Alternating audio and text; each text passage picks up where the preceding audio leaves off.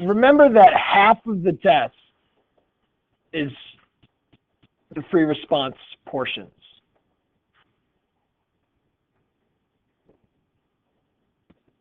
Now that's great because there's partial credit, but it's not great because sometimes you're asked to justify your answers.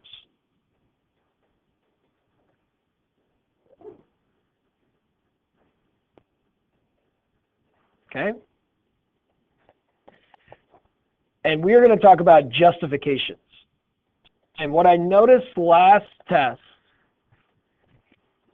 especially when we talked about approximations being over or under, and let's say I was told that the second derivative is positive, people would say, and this is a lot of us, would say, oh, okay, f double prime is positive, it is concave up. You are never allowed to say it when you're doing your justifications. Never, and please write this down in big bold letters somewhere, because I say this so many times throughout a semester, and so many people forget. Never say it, never say the graph, never say the equation. Be specific.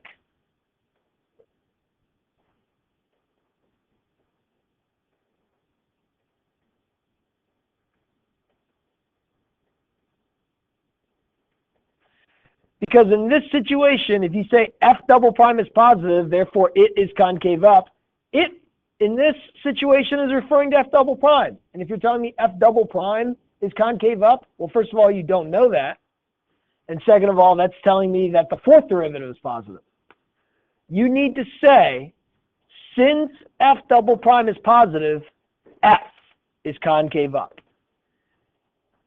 And this is kind of the title of these notes, and this kind of thing I want to talk about is make sure you don't confuse signs with their interpretations. Like I ask you, when is f increasing? And let's say you did a sign analysis like you should of the first derivative. Let's say we got 1 and 3. We got negatives and positives and negatives. People will answer, okay, f is increasing between 1 and 3, which is correct. They'll say 1 and 3 because f prime is increasing on that interval. This is wrong. F prime is not increasing by looking at this. F prime is positive, which means f is increasing. We should say from 1 to 3 because f prime is positive. And when f prime is positive, f increases.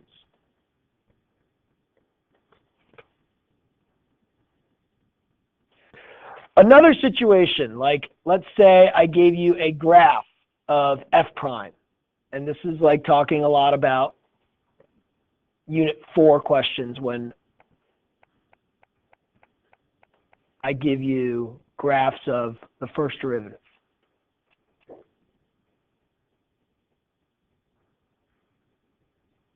Okay? And the question is, when is f increasing? And let's say this is 1 and this is 2. Let me flip the graph.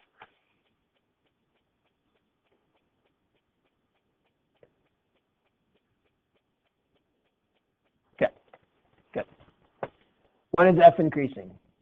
Okay, the answer is from 0 to 2, right? But people will say because the graph is positive. You can't say that.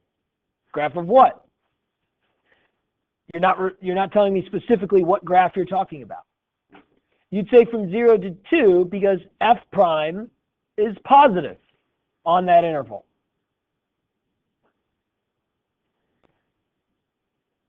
If I asked you, when do we have a point of inflection? And I give you this graph.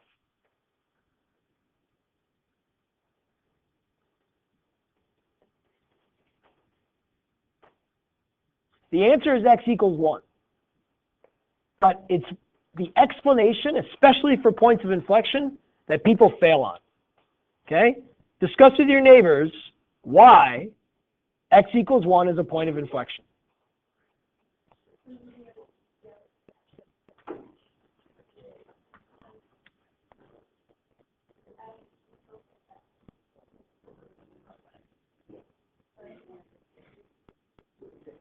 There are two types of acceptable answers. You ready?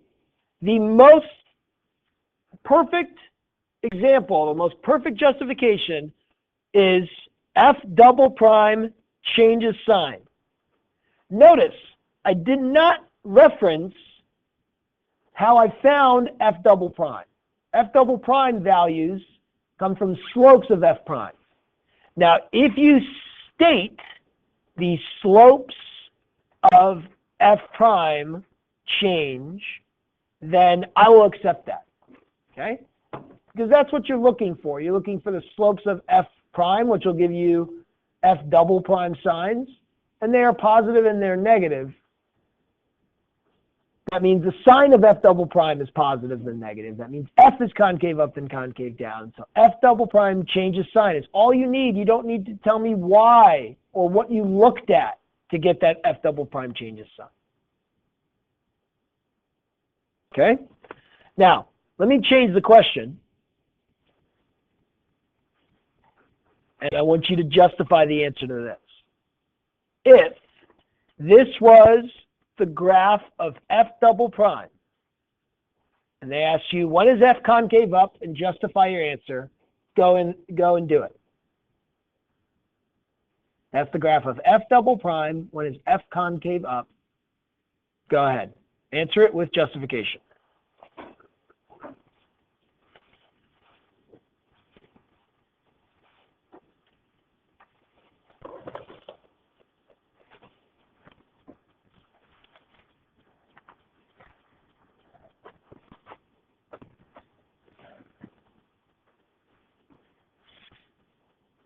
Discuss with your neighbors. Go.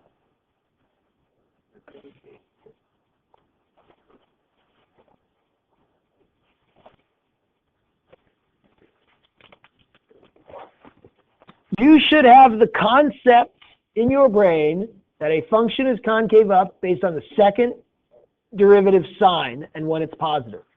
You'd say from 0 to 2 because that's when f double prime is positive. That's it. Now, a lot of people assume it's going to be from negative infinity to 1 because they're used to looking at slopes to finding concavity. But no, it's just all dependent on what you are given. You may be given f prime. Well, then you have to look at the slopes to get f double prime. You may be given the graph of f, which means then you would just look at the concavity and see when it's concave up or concave down. But make sure that you're not confusing a sign with your interpretation. Make sure you're not saying, since f double prime is positive, it is concave up. F double prime is positive, so f is concave up. Excuse me. Finding the location of a max. F prime changes sign from positive to negative. And I would write the words positive to negative. Right? We look at sign charts for f prime. If we go from a positive to a negative, I have a max at 1 because f prime changes sign from positive to negative. Points of inflection. F double prime changes sign. Don't say f double prime changes concavity. That's wrong.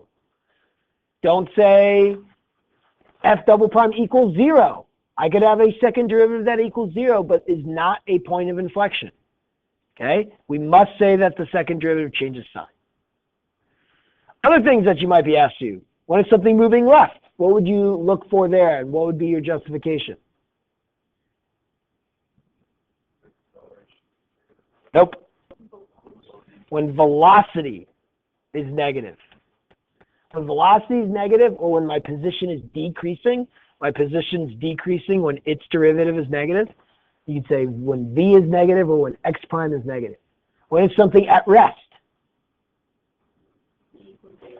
when velocity equals 0. When would velocity be increasing? Right. Something is increasing when its derivative is positive. You don't even have to reference that v prime is a. V is increasing when v prime is positive. You can say when a is positive because that's what v prime equals. Okay? Now you will see questions about speed. Remember from unit 4, the last lesson, speed increasing.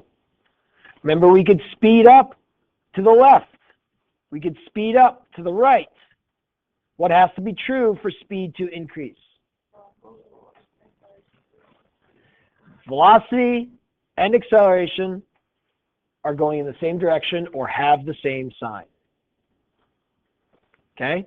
Make sure, and this is just overall, when we're talking about justifications, we reference the sign of something. And that's telling me about what's going on. You're not saying f prime is increasing from 0 to 2. You're saying f prime is positive from 0 to 2. That's why f is increasing. Okay? All right. Good. Let's practice. I have some specifically selected free response problems. Okay? Remember, free response is half of the test. I'd like us to do these free response problems as good practice for the types of free response problems we are going to see on the midterm. Most likely, you're going to see a free response problem that is focused on Unit 3. You're going to see a free response problem that's focused on Unit 4. Unit 3 is like this problem, where it's like using derivative rules, maybe like a table problem. Unit 4 would be like, here's the graph of f prime. Tell me when we have a max, justify. Tell me when we have a point of inflection, justify. Okay? You may see a free response from Unit 5. Unit 5 being implicit derivatives. We'll do one like that. And you're going to probably see a free response from Unit 6. E's, logs. We could have tangent approximations, stuff like that. Okay? 3, 4, 5, 6. Let's do this problem, which is an example of a Unit 3 free response. Do part A. We'll start with part A.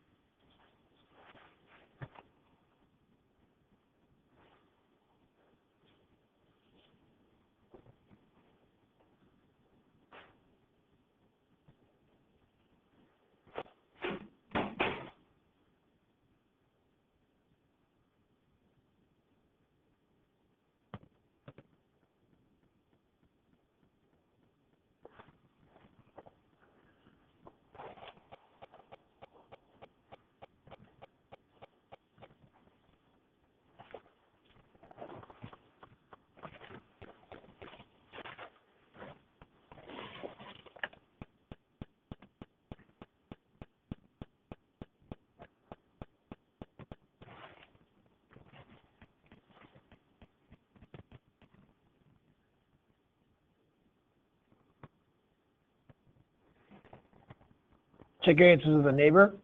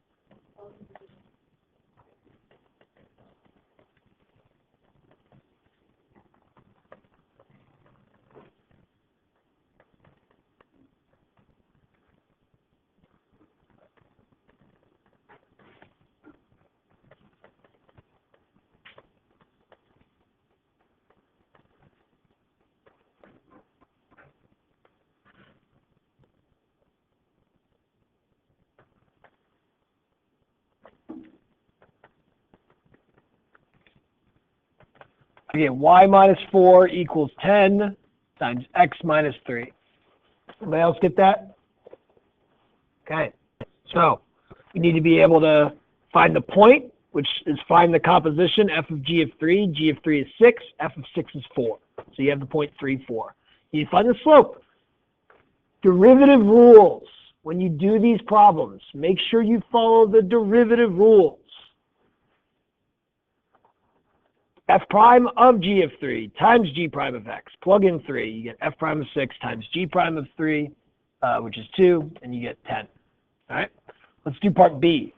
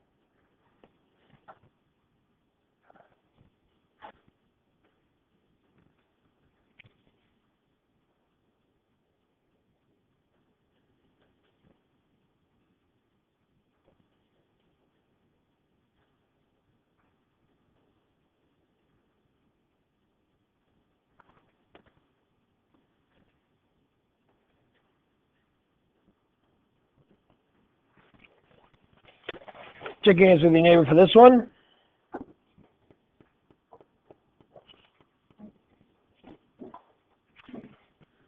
They put g on top and f on bottom to confuse you.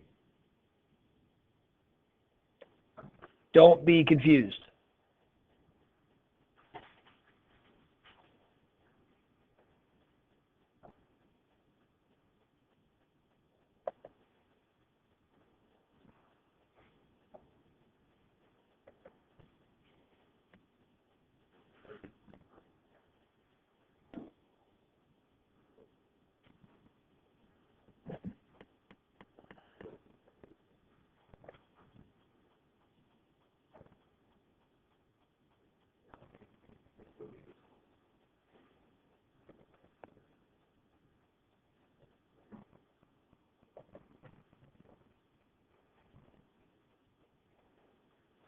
Negative 48 minus 6 is minus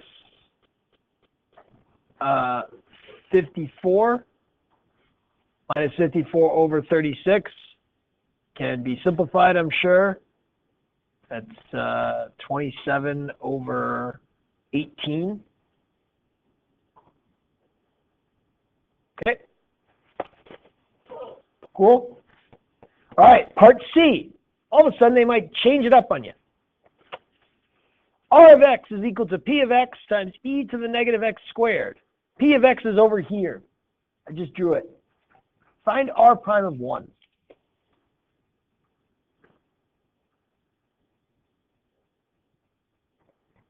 Okay, some of these free response questions might just like not use a table for everything. Might just all of a sudden just be a completely new question, and this is a completely new question. But it'll be worth 3 points. Each of these parts will be worth 3 points. Writing out the correct derivative will be worth 1 point. Finding the correct value would be worth 2 points, or it might be writing out the correct derivative is 2 points and finding the value is 1 point. So if like you make an arithmetic error, you're not going to get the entire question wrong. Part C is definitely a find the derivative correctly, you get 2 points. Find the value, you get 1 point.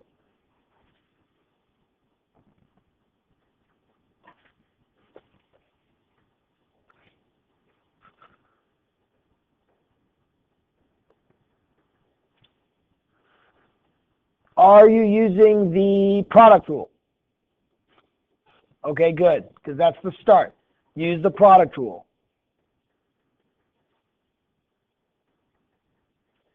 Are you using the chain rule when you're taking the derivative of e to the negative x squared? Okay, good.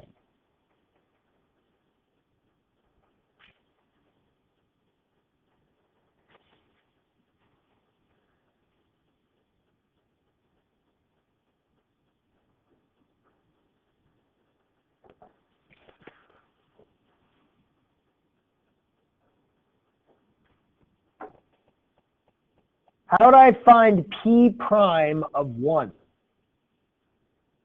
You can use the slope formula. You can use rise over run. It is the slope of this line segment.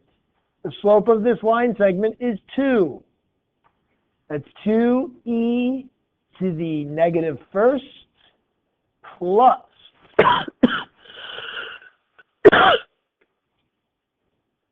negative 2 e to the negative first. What's p of 1? 2. It's free response. Stop. Don't simplify. With free response, if you have what we call like a calculator ready answer or something that is not completely simplified, they can't mark it wrong because this is correct. This is correct. This is correct. This is correct. Any of those versions are fine. We'll talk about next semester how like sometimes for free response questions, for a no calculator question, you have to do like a lot of arithmetic where it's like 10 times 18 plus 8 times 13 plus 2 times 15, and we do this big like summation. Well, for free response, just leave it like that. That's correct. Okay, so don't worry about simplifying unless you really have to or you feel really confident about simplifying. All right, good. That was a good example of a Unit 3 type question.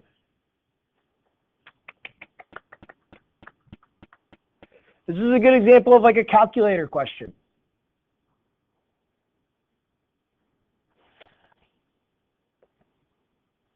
We're going to have 2 parts.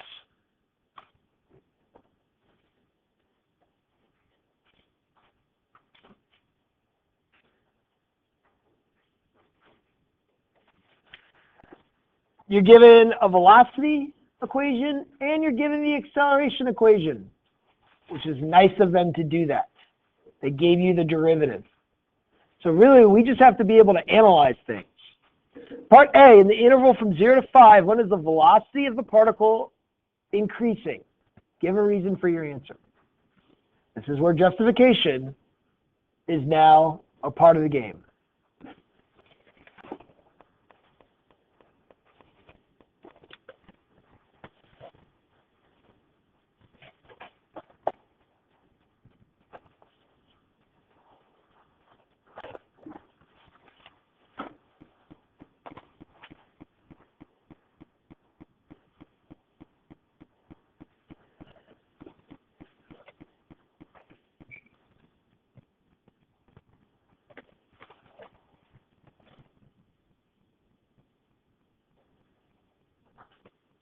You need a calculator for this. You don't have a calculator, get a calculator.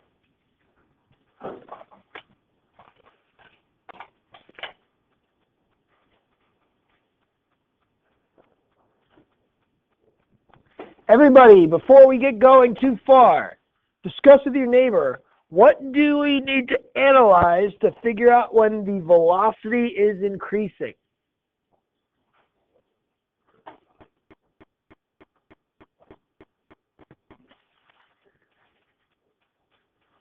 Justifications always involve signs, too. So don't say like, oh, when velocity is going up. Don't ever say that. You need to show that you know calculus. So, velocity is increasing when its derivative is positive, or when acceleration is positive. You need to figure out when A is positive. Does that make sense? Something is increasing when its derivative is positive. Here, we're increasing. Now, really, really important, another thing to note, very, very important. If you're talking X, V, and A, do not use F, F prime, and F double prime. Okay? X, V, and A. We got V, we got A, we don't have X, but whatever. Use V, V prime, use A. Do not use O, F, F prime, F double prime. Don't say, oh, the second derivative. The second derivative of what? You know, you have to be very specific with these justifications. And you have to use the correct things.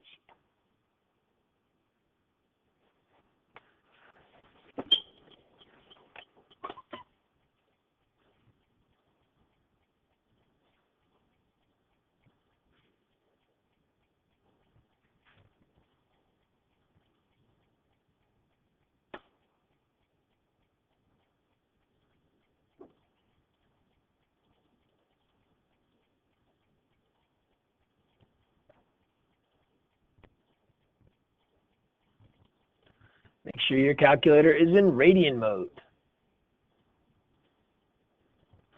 Will we ever need to be in degree mode? Never. You should be graphing y equals 0 as well. You're looking for 0 to 5. I'm going to adjust my window from 0 to 5. I'm going to see when are we positive. Assume my first intersection is at 0. That's because the sine of 0 is 0 times 6 times 0 times 5 over 5. And I'd be correct at that.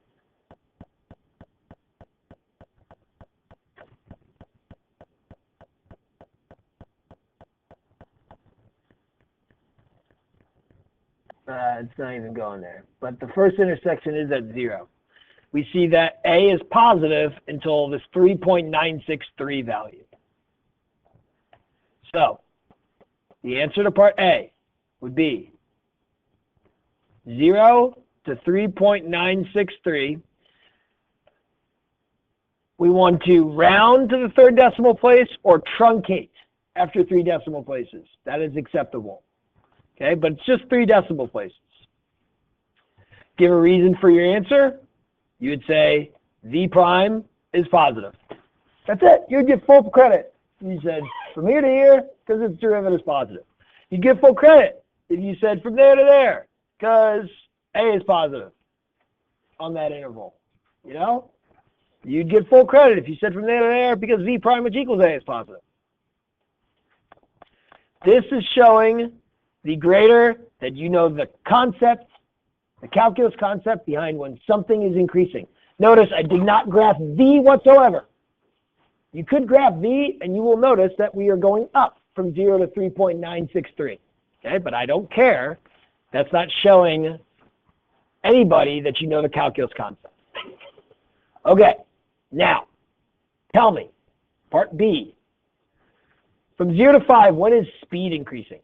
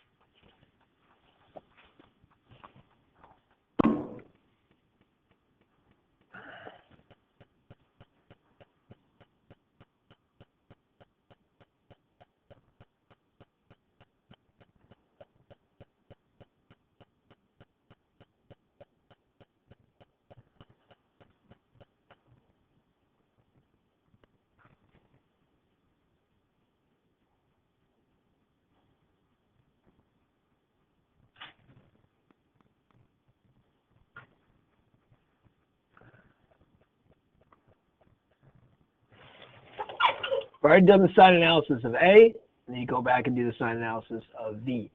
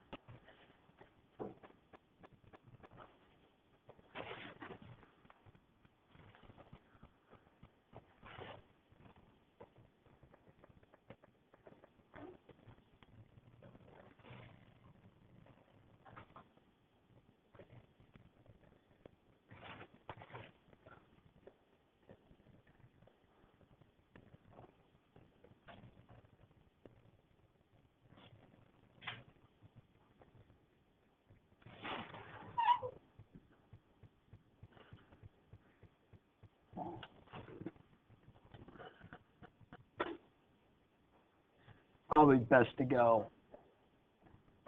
beyond. That way, I'm certain that this intersection is to the right of 5. Yeah.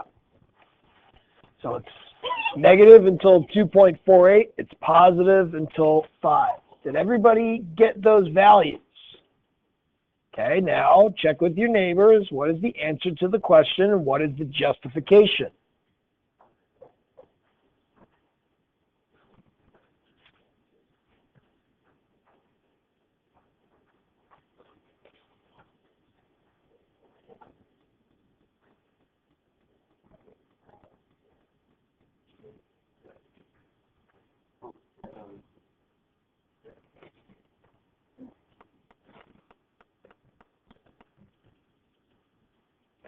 The answer is 2.480 to 3.963.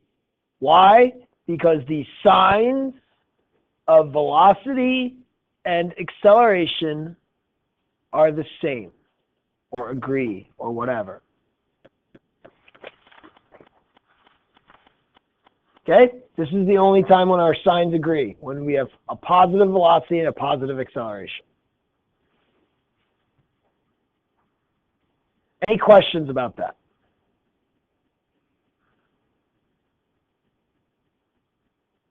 Okay, that's a good, unit 3/unit 4 question using your calculator. Let's do a unit 5 type question. It's another calculator question.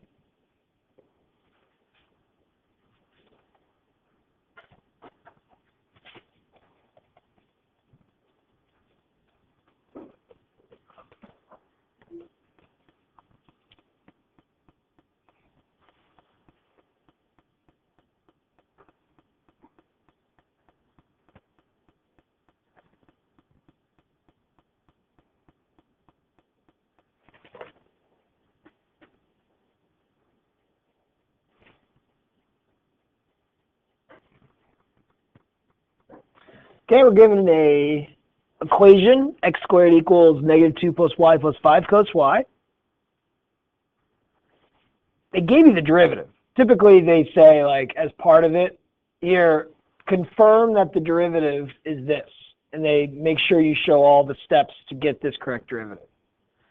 Part A is write an equation for the line tangent to the graph at point P. The trick to this question is that P is not at 2, 5. You think it is, but it's not. How do you find the y coordinate?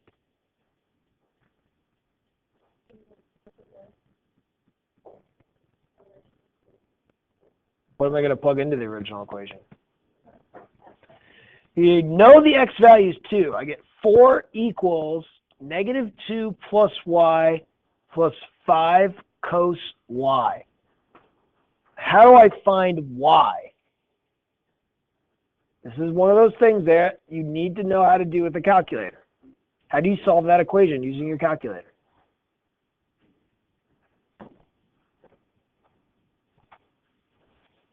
Anybody?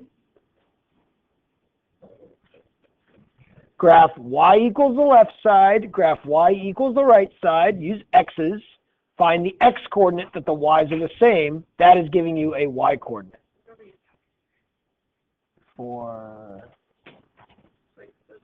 Oh, yeah, you can have a calculator for this stuff. Shit.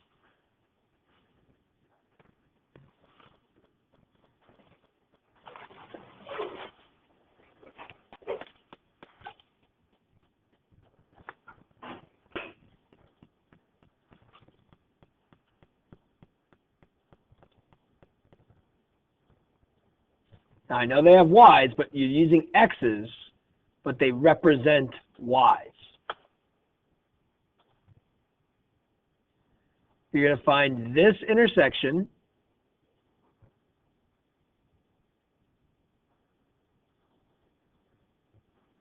Gives you that y coordinate of 4, but this is 4.9283872. That would be the y coordinate. Isn't that tricky? I mean, typically Zoom standard is fine. And you can see there's 1, 2, 3. We could see this x coordinate appears to be close to 5. I mean, this y coordinate appears to be close to 5. So even though there are multiple, I can see this one is the one that's close to 5. That's probably what they're looking for. So on one side, you can plug in x to 4 instead of graphing x squared. No. I wanted to plug in 2 to find the specific solution. Yeah. And I get the point 2, comma, 4.9283872.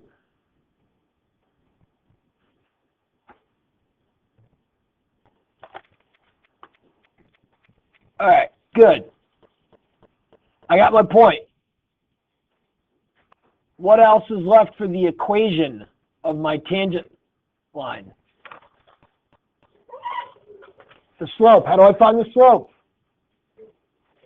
Plug both of those x's and y's into dy dx. Go ahead and do that.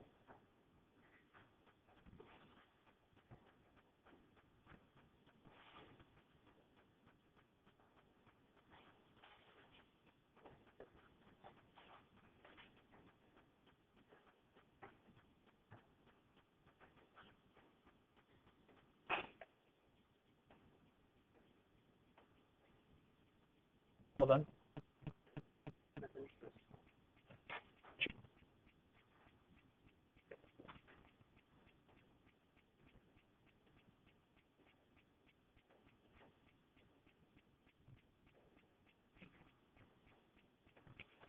Did you go to work or something?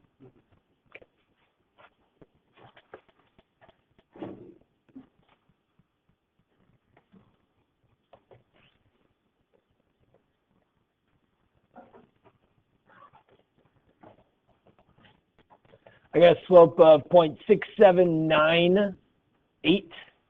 I'm just going to truncate. Boom. Okay, another calculator question. Part B. When is the line tangent to the graph vertical? You'll get a point for understanding how to find a vertical tangent, and then you'll probably get a couple points for finding the actual y-coordinates. Discuss with your neighbors. How do you find where we have a vertical tangent?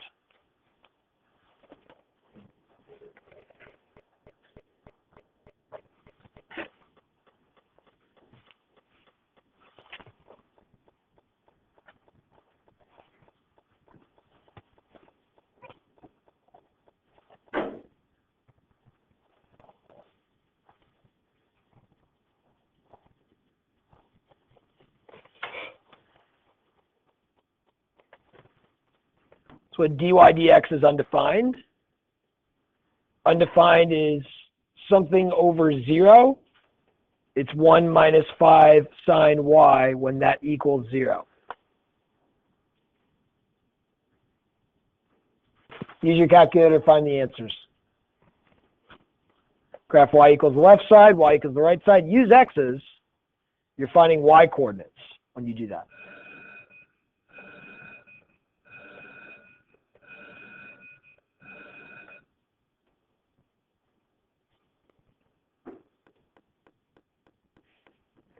We're looking for the answers up until 11. So that's 1 at 0.303.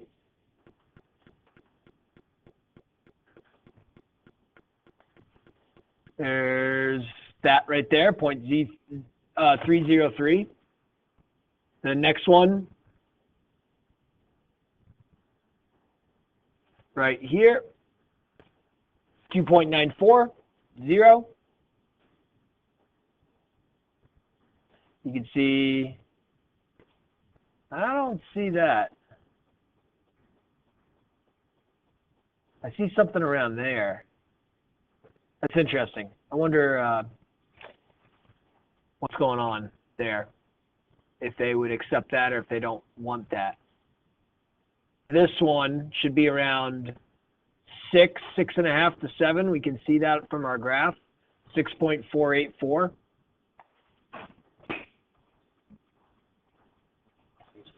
Yep.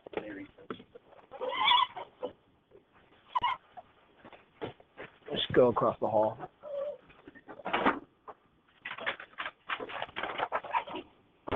Okay. All right, so that's like very calculator driven kind of unit 5. Probably for an actual unit 5, you'd be given this. You'd be asked to find this, and then maybe something similar to that using a calculator.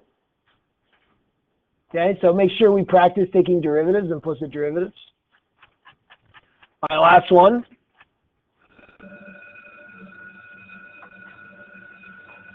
This combines Unit 4 and Unit 6. This is one of those Unit 6 problems. You have ease, but you're asked, when is this function increasing? When is it concave down? Show the analysis and give a reason for your answer. Now, when it says show the analysis, it means like justify or give a reason. Last one, then we'll take a break.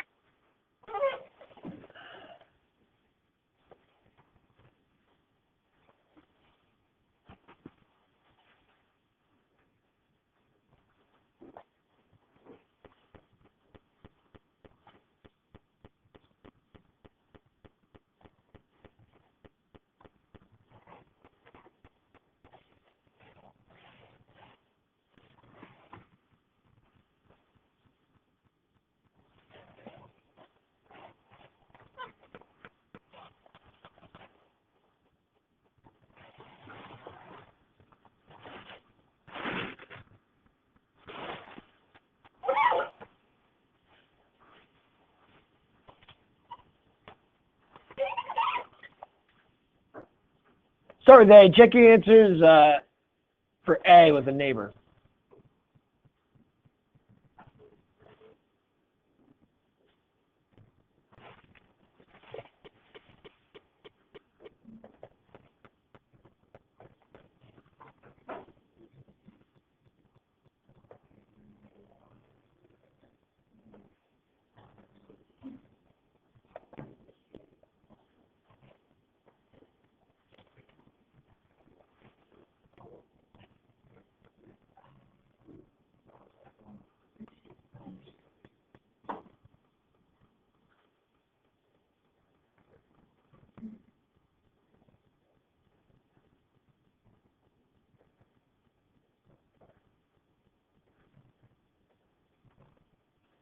Essentially, we're looking at this when I'm plugging in negative infinity, because e to the negative infinity is the same as e to the positive infinity in the denominator. So I'm essentially plugging in negative infinity up here and positive infinity down here. Regardless, this is where you sure can cancel the 2x and the 1, but you'd have to compare the growth of x squared and e to the x. The common question asked is these exponential functions trending towards negative infinity.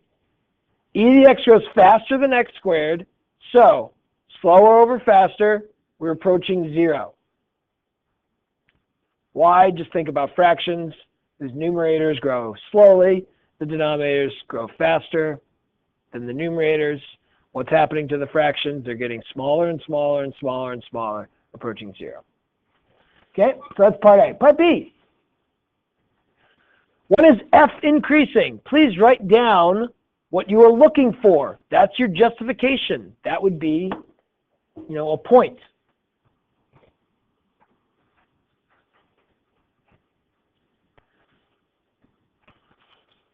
Discuss with your neighbors. What is your justification? F is increasing when f prime is positive. Excellent.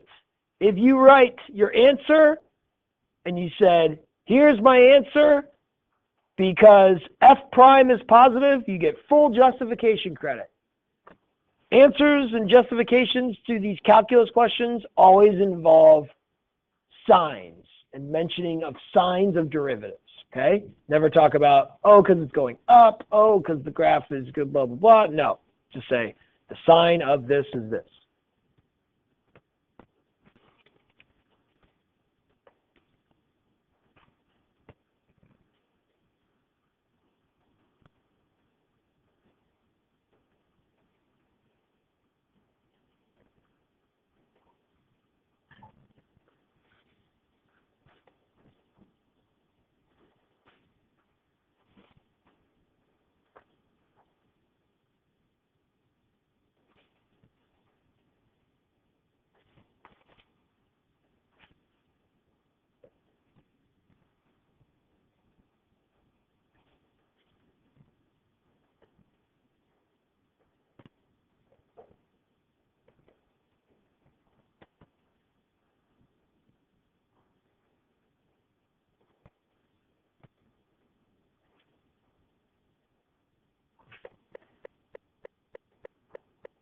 I got a root as an answer, and I got to make sure I remember plus or minus the root.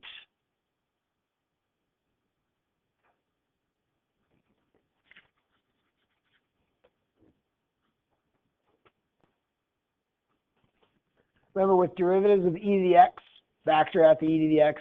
This is always positive. It's never 0, so we can ignore it. You just set the other piece equal to 0.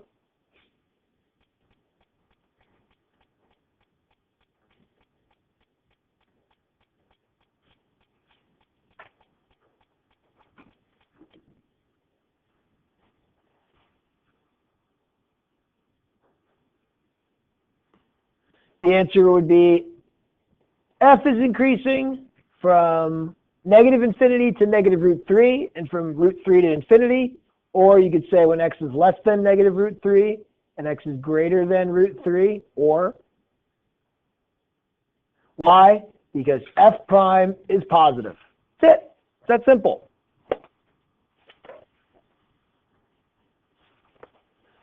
All right, part C.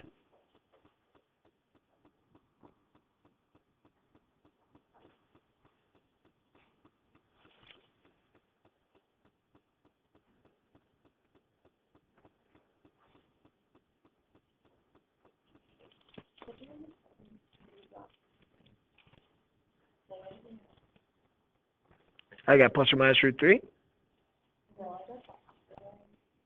I got the signs.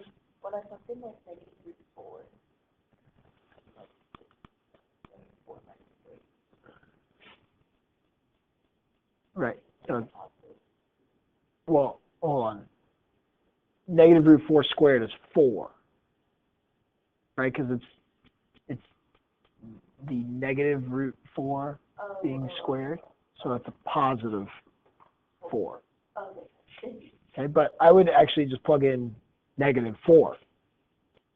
Negative 4 squared, positive 16 minus 3, positive. Okay, concave down.